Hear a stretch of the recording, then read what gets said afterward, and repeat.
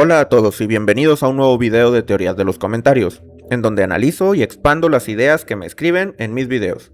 En esta ocasión voy a hablar de temas recientes del manga. Al momento de hacer este video el capítulo más actual es el 1181. Así que si no has llegado a ese punto de la historia y no quieres spoilearte, pausa el video aquí. Sin más que agregar, vamos a comenzar. Mard dice: ¿y si los despertares tuvieran dos modos? Tipo, un despertar es divino, pero puede ser tanto maligno como sereno y solo puede accederse a uno por despertar, es decir, por usuario. Si Luffy hubiera tenido pensamientos más bélicos al momento de morir a manos de Kaido, tendríamos a Nika contra el que lucharon el dios de la guerra Ratatosk. Cuando Bonnie se transformó en una versión similar a Nika, yo especulé que eso no era como tal por el poder de la Toshi Toshi no Mi únicamente, sino que Luffy estaba influenciando a la fruta del diablo, permitiéndole asumir dicha apariencia. En otras palabras, que la fruta de Nika permite inducir despertares no convencionales en usuarios de fruta que estén cerca y sean sus aliados. Porque tengamos en cuenta que las frutas paramecia no despiertan como las Zoan. No hay una transformación y no aparece un halo de nubes alrededor del usuario. No sé si Luffy podría inducir una transformación blanca en usuarios Zoan, pero quizás sea posible. Y también para los paramecia. Ahora, varias personas me han comentado lo contrario, es decir, que Imu podría influenciar de forma maligna a los usuarios y hacerles adquirir formas despertadas demoníacas. En varios comentados en el pasado me sugerían incluso que los miembros del Gorosei eran usuarios Zoan convencionales, pero bajo la influencia del poder de Imu asumían esas formas demoníacas. Esa teoría también me parece interesante. Sin embargo, en los casos anteriores, la suposición es que tanto el poder de Nika como el poder demoníaco de Imu es el que desencadena esas transformaciones en los usuarios. Mard sugiere que el propio usuario de fruta es el que podría tomar dos caminos, el positivo y el negativo, dependiendo de su desarrollo. Este es un tema muy interesante por varias razones. Comencemos por el tema de los paramecia. Hasta donde sabemos, un despertar paramecia no tiene transformación asociada.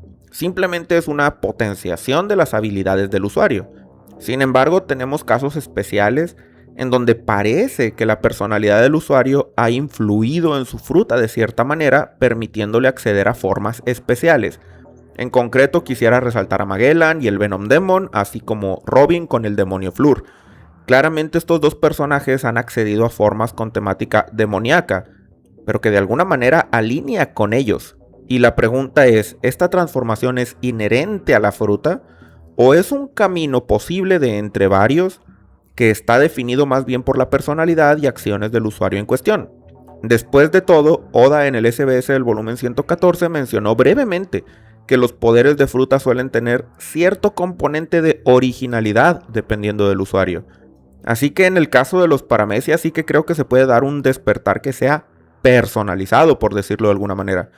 La máxima expresión no solo del poder de la fruta, sino también del uso que el usuario le ha dado a lo largo de su experiencia con él. Sin embargo, en el caso de la Zoan, creo que la cosa cambia, porque sabemos que la fruta Zoan tiene voluntad propia, y aunque no se han confirmado de todo los detalles del proceso, de alguna manera se nos ha dicho que para despertar exitosamente es necesario que la voluntad de la fruta sea compatible con el usuario. De no ser así, el despertar es fallido y el usuario pierde su propia conciencia.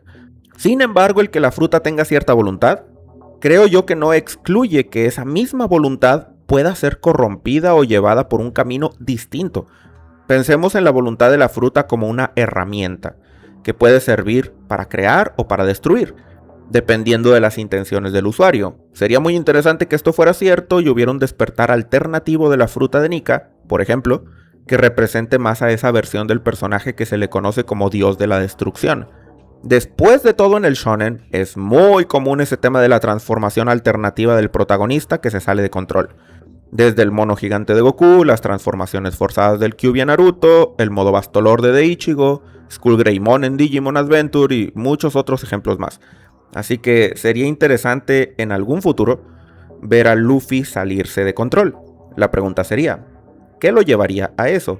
Quizá el que crea que murió uno o varios de sus nakamas podría tener ese efecto. Andrés Castro dice relacionado con este mismo tema: sabes, he pensado que toda fruta paramecia al despertar puede llegar a ser una deidad y que solo hemos visto una pizca de sus poderes. Esto lo deduzco de las frutas de Nico Robin y Boa Hancock, que parecerían una ser una deidad hindú y la otra la gorgona. Lo cierto es que sabemos todavía muy poco sobre los despertares de fruta. Entendemos que son formas avanzadas de los poderes, pero no sabemos ni cómo se obtienen ni cuál es su máximo potencial. Se les llama despertar, y aunque en un Zoan se puede entender como que despierta la voluntad de la fruta, en Paramecias también se les llama así, de manera que podríamos preguntarnos, ¿y qué despierta en ese caso? Sin mencionar que de los Logias no hemos tenido ni una pista sobre sus frutas en cuanto a si pueden despertar o no. Ya tenemos múltiples casos de usuarios Paramecia que obtienen transformaciones especiales, como es el caso de Robin y Magellan que mencioné antes. Hasta el momento, sin embargo, no se ha confirmado que eso sea un despertar. Siempre existe la posibilidad de que esas formas sean solamente el usuario usando su creatividad al usar su fruta de manera que se asemeje a alguna criatura y no como tal que sea un despertar. Lo que es evidente es que muchos poderes de fruta asemejan criaturas mitológicas, aunque no sean como tal, son mitológicas. Por ejemplo, Monet, que siendo una mujer de nieve alude a la Yuki-onna del folclore japonés. O Pierre en Skypiea, que al ser un ave con la fruta de caballo puede parecer un Pegaso. No creo que vayamos a tener una revelación como que en realidad todas las Paramecia eran Zoan mitológicas. Considero eso un tanto absurdo, pero claro que la idea de que esconden algo más de lo que se nos ha dicho es una posibilidad a tomar en cuenta. Jorge Madrid dice: a mí me inquieta la silueta oscura de Im contra lo que estamos viendo ahorita en el manga, si solo es una representación clásica de Oda a los futuros personajes o será una forma para preservar su vitalidad, etc. Claramente, según vimos a su llegada del capítulo 1179, la forma actual que conocemos de Imu, emergiendo de la silueta que hemos visto en el pasado. Es decir, no es importante tratar de contrastar la versión actual del personaje con la anterior, porque la versión silueta es más bien algo que parece que Imu usaba precisamente para preservarse a lo largo del tiempo. Si nos vamos a la intención de Oda, supongo yo que él decidió hacerlo de esta manera para poder incorporar a Imu en múltiples escenas sin tener que revelar los detalles de su apariencia con el fin de mantener el misterio el mayor tiempo posible. Además, Oda tiene la particularidad de cambiar constantemente el diseño de sus personajes hasta que llega el momento de revelarlos completamente. Cuando pone a los personajes en silueta, él se está dando la oportunidad de reconsiderar el diseño si así lo considera en el futuro, pero cuando los presenta con más detalle desde el comienzo, se obliga a mantener la continuidad. El diseño queda fijo, de manera que si cambiara de opinión más adelante, si se le ocurriera algo que le gusta más, ya no puede hacer correcciones, porque el personaje ya apareció. Creo que con Imu, aunque ya tenía una idea desde que lo vimos en el Reverie de cómo se iba a ver, seguramente atravesó cambios de diseño en los últimos años, y para poder tener tiempo de acomodarlo como él quería y estar seguro de su decisión, decidió dejar la silueta en escena. Con la excusa de que el verdadero Imu estaba dentro de esa forma, él se permitió hacer cambios, incluso radicales, sin la necesidad de que se sienta como un rediseño evidente. Que ya ha pasado, tenemos muchos ejemplos de rediseños evidentes. Kaido, Big Mom y Loki son tres que se me vienen a la mente inmediatamente. Imagino yo, sin embargo, que dada la importancia de Imu, el asunto fue tratado de forma distinta. Arturo Chamorro dice, con relación a mi teoría de Nikaland, el sueño de construir un parque de diversiones de Joy Boy y heredado por Luffy, ¿por qué necesita Luffy ser rey antes de tener su parque? Si este era el sueño de Roger, supuestamente el mismo sueño que tiene Luffy, ¿por qué salió al mar en lugar de construir un parque? La cuestión aquí es que en mi teoría de Nikaland no estoy hablando de un lugar tipo Shabondi Park, en donde con unos cuantos juegos mecánicos y puestos de comida basta. Estoy hablando de un sitio en donde literalmente se materializan los sueños. Tal cosa no se puede lograr solo con algo de esfuerzo y una buena cantidad de dinero. Es un proyecto que suena loco, imposible, algo que no se puede lograr por métodos conocidos. De ahí que muchos al escuchar el sueño lo consideran tanto infantil como inalcanzable. La idea de que el One Piece es necesario para lograrlo no es algo que los personajes mencionen porque saben cosas sobre el One Piece. Es simplemente la noción de que para que algo tan loco pueda pasar, la única forma que se les puede ocurrir es encontrando un tesoro igual de aparentemente imposible. Es decir, Pensar que con el One Piece el sueño de Luffy es realizable es una suposición basada en que fuera del One Piece no hay forma posible en la que eso se pueda lograr. Por último, el sueño de Luffy podrá ser construir el parque de diversiones, pero su meta de vida es ser pirata y ser el mejor de todos. Así que aunque hubiera otras formas de llegar al sueño, Luffy quiere llegar a él a través de la piratería. Y eso es algo que nunca va a cambiar. El Archie dice: tiene sentido, no sé si esté equivocado o lo recuerde mal, pero cuando Luffy les cuenta su sueño a sus nakamas termina con un "ese es el final de mi sueño", como si fuera una historia contada y no como una declaración de objetivo. Así es, Luffy menciona en el capítulo 1060 del manga, después de revelarle su sueño a sus nakamas, exactamente esa frase en japonés: "ese es el final de mi sueño". Y sí, mi teoría actual del sueño de Luffy es precisamente que no estamos hablando de una meta. Aunque muchos han interpretado la palabra sueño como proyecto, meta o propósito que se cree lejano o difícil, creo que es más literal. Y Luffy soñó algo, tal cual, dormido tuvo una visión y él quiere hacerla realidad. En mi teoría sobre Nikaland conecto esto con el texto Harley, en donde se nos dice que la gente de la luna y de la media luna soñaron. Creo que el sueño fue el mismo, una tierra eterna, el Fairy-Bard, el sitio en el que todo puede hacerse realidad. Así que claro, desde mi punto de vista, Luffy no les contó a sus nakamas una meta, les contó literalmente un sueño que ha tenido recurrentemente desde niño. Y lo mismo va para Roger y antes de él, Joy Boy. Taco de Pelos dice, pregunta: ¿crees en la posibilidad de que Barba Negra absorba el poder de Im-sama, pero sea un poder que lo va a corromper y que no puede controlar? Que sea algo similar a lo sucedido en Fullmetal Alchemist Brotherhood, donde el homúnculo tuvo el poder de la puerta de la verdad, se volvió como un dios donde incluso tuvo el poder del sol en la mano, pero fue algo que no supo controlar correctamente. ¿De creer que es una posibilidad? Claro que lo es. Sin embargo, yo espero que no sea así.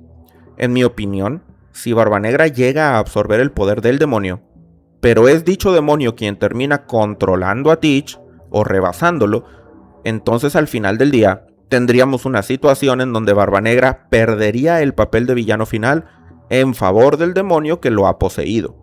Lo que me gustaría que sucediera más bien es que Teach y el demonio tengan la misma simbiosis que Luffy y la voluntad de Nika, es decir, que sean iguales, compatibles.